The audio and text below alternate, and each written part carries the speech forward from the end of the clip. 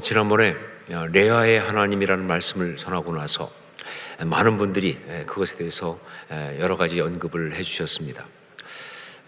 어떤 분들은 교회에서는 보통 다루지 않는 인물 레아에 대한 이야기여서 참 신선했다라고 그렇게 말도 하시고요.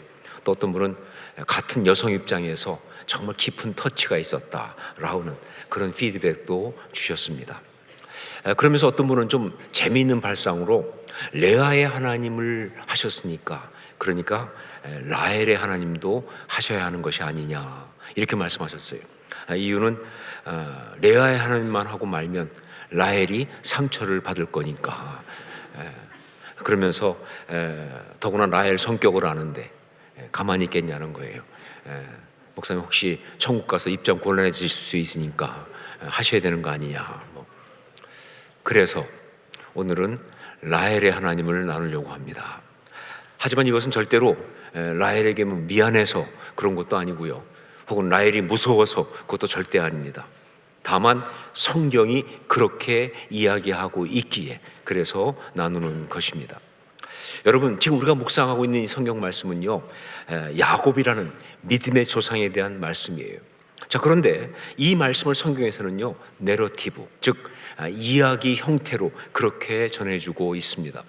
특별히 창세기 29장, 30장 이것은요, 야곱의 가정이 세워지는 이야기인데, 그런데 모든 가정이 다 그런 것처럼 가정 내부에 있는 사랑과 갈등, 그리고 상처받음과 치유와 회복의 스토리가 있는 그대로 적나라하게 바로 내러티브로 그렇게 소개되고 있습니다. 자, 그런데 이 성경의 부분을 보면요, 각각의 내러티브를 할 때 그때 아주 많이 사용하는 전형적인 표현이 하나 있는데 그게 보다라는 겁니다. 보다라고 하는 아주 내러티브를 시작할 때 쓰는 전형적인 그런 표현이 있는데 여기에도 이게 나오고 있어요. 우선 창세기 29장 31절 보면요, 여호와께서 레아가 사랑받지 못함을 보시고 라고 하면서 레아의 이야기를 쭉 펼치고 있어요. 그리고 창세기 30장 1절에서는요, 라헬이 자기가 야곱에게서 아들을 낳지 못함을 보고 하면서 이제 라헬의 이야기를 펼치고 있습니다. 무슨 얘기냐? 성경이 먼저 레아의 하나님 이야기를 하고 나서 이어서 라헬의 하나님 이야기도 하고 있다, 그 이야기입니다. 바로 그래서 제가 오늘 라헬의 하나님을 함께 나누려고 하는 겁니다. 자, 그런데 레아의 하나님과 라헬의 하나님은요, 같은 하나님이시지만 그러나 그 역사하시는 것이 완전히 다르십니다. 레아의 하나님은요, 레아를 불쌍히 여기시고 그래서 레아에게 은혜를 베푸시는 하나님이셨어요. 자, 그런데 라헬의 하나님은 라헬에게 아주 냉정하십니다. 그녀를 아주 고통스럽게 했습니다. 치욕과 수치를 그녀에게 안겨주고 그러면서 그녀가 부르짖을 때 그 모든 부르짖음을 철저하게 외면하셨습니다. 이게 바로 라헬의 하나님의 모습이에요. 우리 1절 2절을 함께 읽겠습니다. 1절 2절 같이 읽습니다. 라헬이 자기가 야곱에게서 아들을 낳지 못함을 보고 그의 언니를 시기하여 야곱에게 이르되 내게 자식을 낳게 하라. 그렇지 아니하면 내가 죽겠노라. 야곱이 라헬에게 성을 내어 이르되 그대를 임신하지 못하게 하시는 이는 하나님이시니 내가 하나님을 대신하겠느냐. 왜 그러셨을까요? 하나님이 라헬을 미워하셔서 사랑하지 않으셔서 그래서 그랬을까요? 절대 아니죠. 하나님이 사랑하시지 않는 사람은 없습니다. 까닭 없이 하나님이 미워하는 사람은 절대 있을 수가 없어요. 어떤 글에 보니까 하나님은 전능하신데 그런데 두 가지를 못하신다라고 썼더라고요. 하나님은 전능하시지만 두 가지를 못하신다. 하나는 뭐냐? 죽으실 수가 없다. 그리고 또 하나는 사랑하지 않으실 수가 없다. 하나님은 라헬을 미워하실 리가 없어요. 하나님이 라헬을 사랑하시지 않을 리가 없다, 그 말입니다. 더구나 우리가 이미 본 것처럼 말이죠, 라헬은요, 하나님께서 야곱을 위해 준비한 축복이었잖아요. 그 외에도 수없이 많은 걸 봐도요, 그렇습니다. 하나님은 정말 라헬을 사랑하신다고요. 그런데 왜 하나님은 라헬에게 이렇게 하실까 하는 것이죠. 라헬의 입장에서는요, 정말 하나님 해도 해도 너무하신 거 아닙니까? 이럴 수밖에 없죠. 어떻게 나한테 이러실 수가 있는지. 레아가 아들을 넷이나 낳을 동안에 자기는 임신 한 번도 못했으니까 말이죠. 지금도 아니고 그 당시로 본다면요, 이건 자존심이 좀 상하는 그 정도의 문제가 아니죠. 이건 정말 수치스럽고 정말 비참한 것입니다. 더구나 성격적으로 이 라헬이 욕심이 많잖아요. 정말 열심히 하잖아요. 그런 상황 입장에서 볼 때는요, 정말 이게 어떻게 할 수 없는, 하지만 자기 할 수 있는 게 뭐가 있어요? 정말 좌절스럽고 정말로 절망하는 마음이 들 수밖에 없는 그런 것이다. 오죽하면 야곱한테 내게 자식을 낳게 하라, 그렇지 아니하면 내가 죽겠노라 라고 했겠습니까? 애꿎은 야곱만 잡았다, 그런 얘기죠. 그렇죠? 너무 화가 나니까 애꿎은 야곱만 잡은 거죠. 그렇죠? 자, 하나님은 라헬에게 왜 이렇게 하셨을까요? 여러분은 이미 그 답을 알고 있습니다. 하나님 왜 이러시는지 그 답을 알고 있어요. 그렇습니다. 하나님은 지금 라헬을 다듬고 계시는 것입니다. 하나님은 지금 라헬을 다듬고 계시는 거예요. 그녀를 축복하기 위해서, 그녀가 진정으로 아름다운 하나님의 사람이 되게 하기 위해서 그녀에게 하나님의 언약을 주시고 그 언약을 그녀가 온전히 받아 누리는 그런 복된 삶을 살 수 있도록 하기 위해서 말이죠. 그래서 하나님이 그녀를 지금 다듬고 계시는 거예요.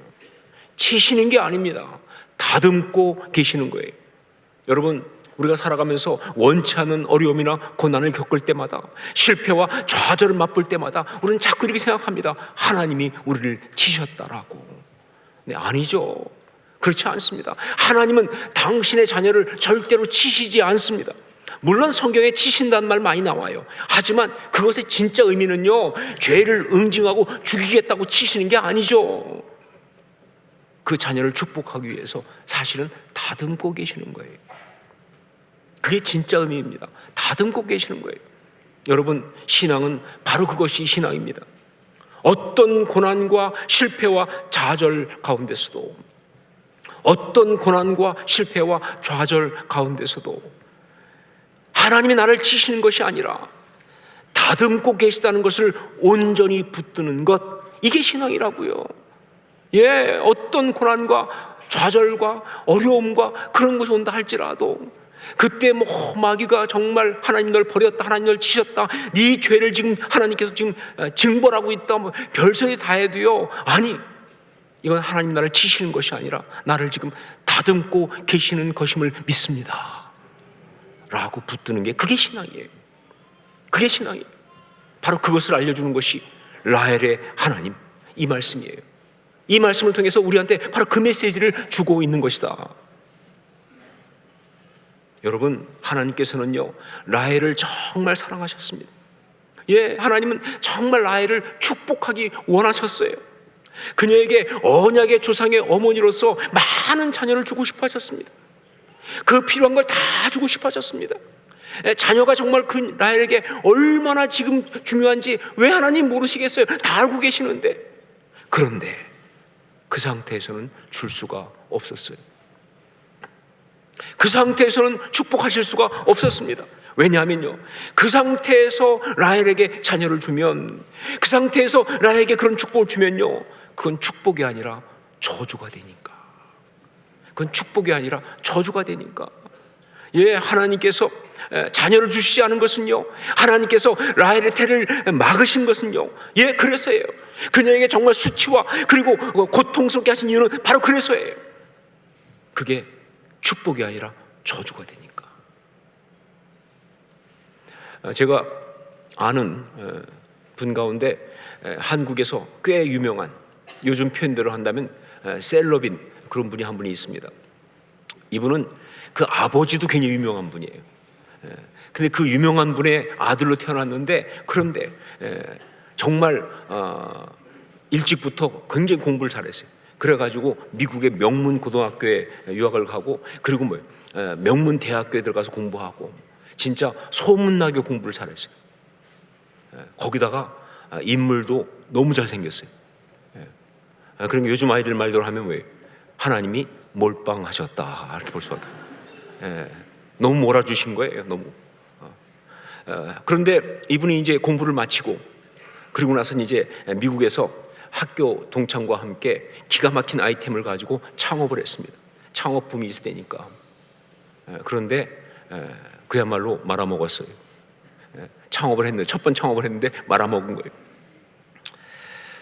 그때 그 한참 힘들 때 그때 제가 미국에서 만나서 기도를 해준 일이 있었습니다.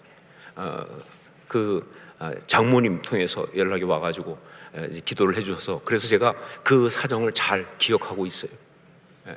자, 그런데 이분이 나중에 성공을 하고 나서 성공했어요. 그리고 나서 어떤 신앙 인터뷰를 하는데 그때의 일을 이렇게 이야기하더라고요. 그때 그 모든 걸 볼 때 그 사업이 망할 수가 없었다는 거예요. 일단 뭐 아이템도 좋았고 그 다음에 자기하고 자기 친구하고 정말 준비가 돼 있었기 때문에 정말 열심히 할 수 있었고 거기다가 뭐예요?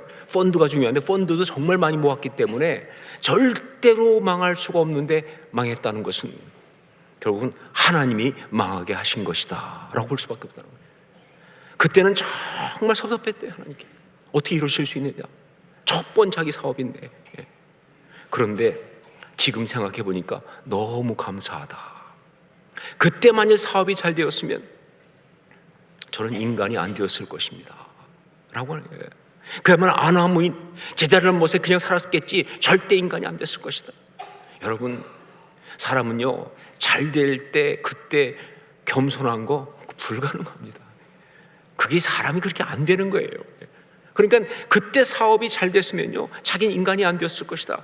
그때 사업이 망하지 않았으면 자기 인생이 망했을 것이다 그 말이에요.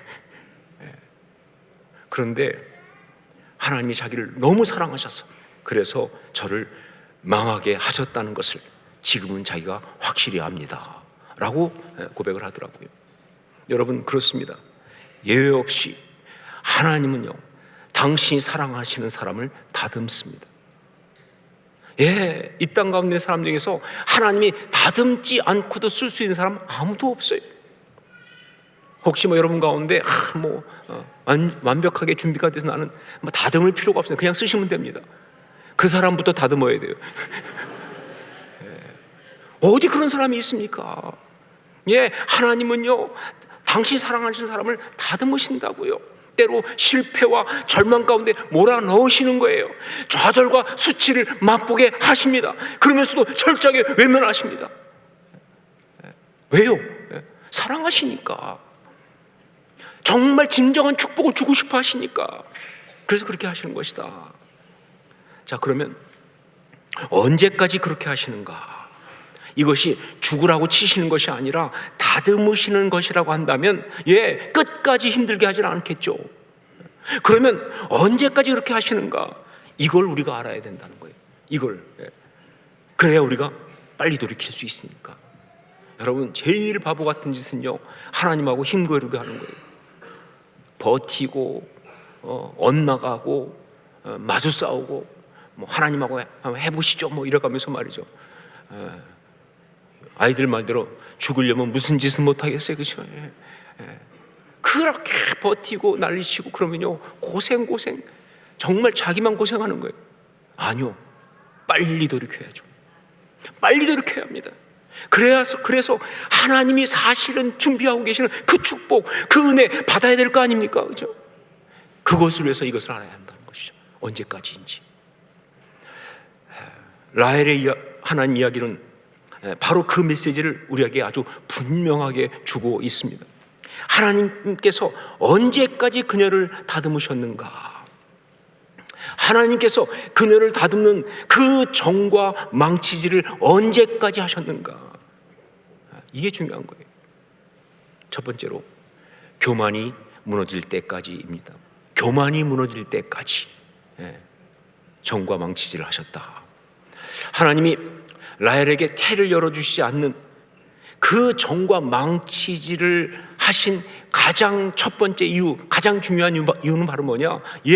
라헬의 교만 때문에 그렇게 하신 겁니다. 솔직히 말하면요, 라헬은 교만하지 않을 수가 없죠. 일단 뭐예요? 뛰어난 외모를 갖고 태어났잖아요. 어떡하란 말이야 나보고. 태어나 보니 이쁜 거를 어떻게 겸손하겠어요, 그렇죠? 더군다나 뛰어난 외모를 갖고 있을 뿐 아니라 옆에 누가 있어요? 늘 비교적 우월감을 가져다주는 레아가 있잖아요. 항상 비교할 수 있도록 옆에 레아가 있으니까 자기는 더 어떻게 할 수가 없어요. 그냥 교만할 수밖에. 그러면서 뭐예요? 야곱의 사랑도 처음부터 다 독차지했잖아요. 하지만 여러분, 어떤 이유에서든지 교만은 용납될 수가 없습니다. 어떤 이유든지 교만은 용납할 수가 없어요. 하나님이 그를 축복하시려면 먼저 그 교만의 정을 대고 망치질을 하실 수밖에 없다, 그 말이에요. 그 교만이 무너질 때까지 계속 망치질을 하실 수밖에 없는 거예요. 왜냐하면요, 교만은요 결국 자신의 자아가 살아 설치는 거거든요. 교만은 다른 게 아니에요. 자기의 자아가 살아 설치는 거예요. 우리 6절 말씀을 함께 읽겠습니다. 6절 같이 읽습니다. 라헬이 이르되 하나님이 내 억울함을 푸시려고 내 호소를 들으사 내게 아들을 주셨다 하고 이로 말미암아 그의 이름을 단이라 하였으며. 이것은 라헬이 자기 시녀인 빌하를 통해서 아들을 얻고서 하는 이야기입니다. 자, 그런데 여러분, 이 이야기를 내용을 알고 보면요 정말 가관 아닙니까? 지가 났어요? 자기가 낳은 것도 아닌데 얼마나 정말 웃기지도 않죠. 시녀 통해서 낳고서도 이렇게 말하는. 특별히 여기서 정말 우리가 눈 뜨고 볼 수 없는 게 바로 뭐냐? 자아가 살아서 펄펄 뛰잖아요. 지금 교만이 뻗치고 있잖아요. 하나님이 내 억울함을 푸시려고 내 호소를 들으사 내게 아들을 주셨다. 자기 중심 아닙니까? 영적인 것도 자기 중심, 자기 자랑 아니냐 그 말이에요. 정말 한마디로 세상이 자기 중심으로 돌고 있는 그런 거 아니냐 그 말이에요. 하나님도 자기 말을 듣는다라는 정말 그런 거 아니냐 그 말이에요. 여러분, 우리 주변에 이렇게 자아가 살아 움직이는 자기 중심의 사람들 보면요 정말 힘들죠. 어떤 사람 보면요 막 말만 하면 자기 자랑이야. 막 신앙 좋다고 하는데 보면 전부 다 자기 자랑이에요. 내가 기도해서, 내가 기도하고 응답받더니 하나님이 내 말 다 들으시고 막. 정말 짜증나죠. 정말 짜증납니다. 지금 목사만 아니면 정말 때려주고 싶어요. 그건 아니죠. 그건 아니죠.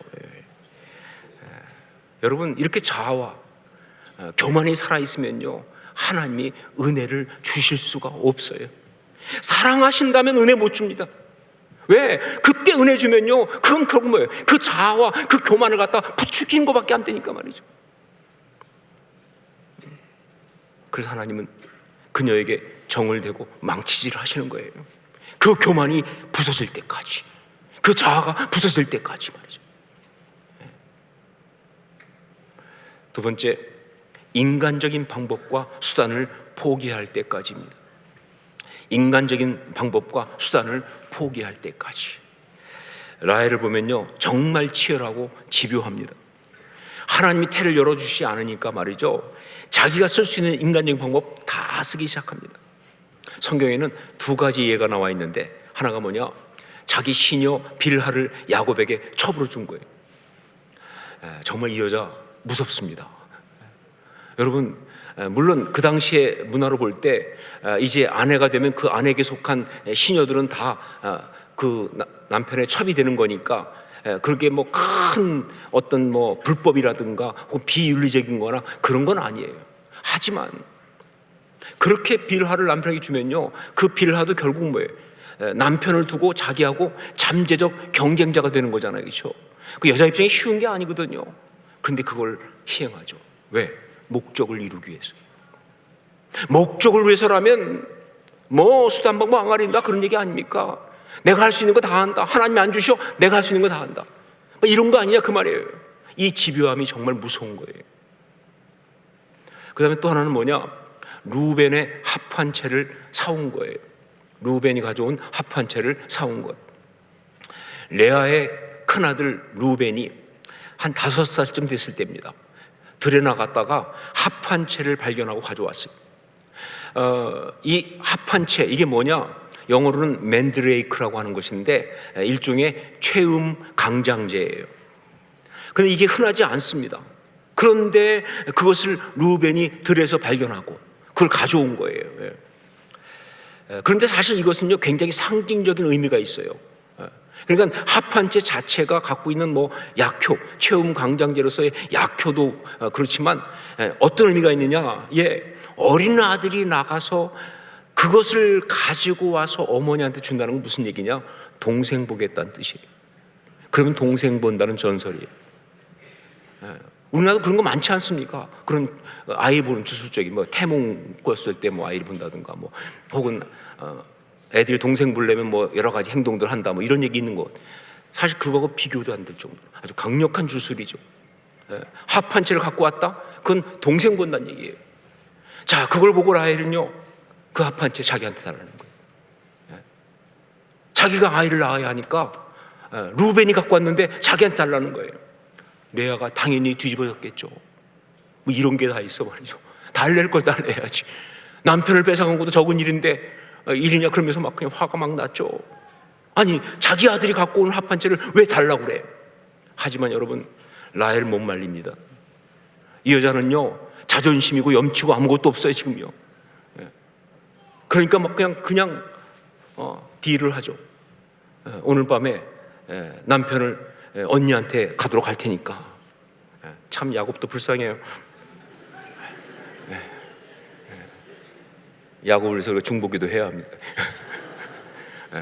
언니한테 보낼 테니까, 그러니까 합한 채를 놔달라. 이 말은 뭐냐? 결국은 남편과 동침하는 것보다 그 합한 채 주술에서 목을 매는, 어떻게 보면 정말 집요한, 하여간 아이만 낳을 수 있다면 못할 게 없다 하는 어떤 그런 이 레아의 어떤 행동, 그것이 다 드러난 거예요. 모든 방법을 다 쓰고 있는, 그것을 상징적으로 이야기해 주는 것이 이 이야기다. 하지만 아무리 그래도요, 하나님께서는 라헬의 태를 열지 않으셨습니다. 아니, 여실 수가 없죠. 왜냐하면 그때 열면요, 그건 축복이 아니라 저주가 되니까.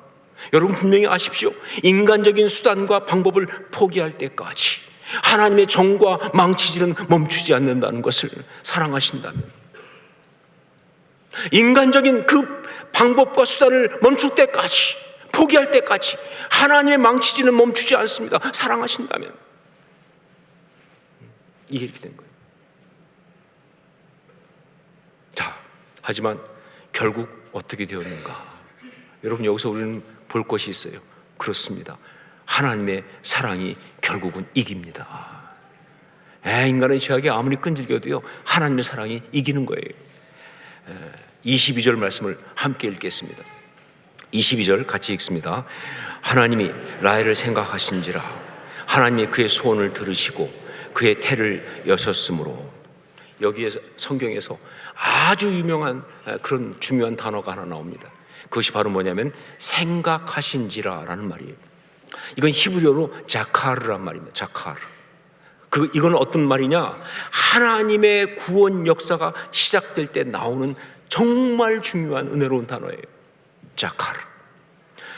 노아 홍수 때에 비가 계속 오고 온 세상이 다 물로 덮였을 때, 그때 그 비 오는 것이 홍수가 멈추고 이제 그 홍수로부터 사람들이 구원받는 그 일이 시작될 때, 그때 바로 이 단어가 사용됩니다. 창세기 8장 1절에 기억하사. 자카르. 그리고 이스라엘 백성이 애굽에서 노예 생활할 때, 그때 그들을 출애굽시키는 구원의 역사를 시작하실 때 바로 이 단어가 사용되었어요. 출애굽기 2장 24절 기억하사.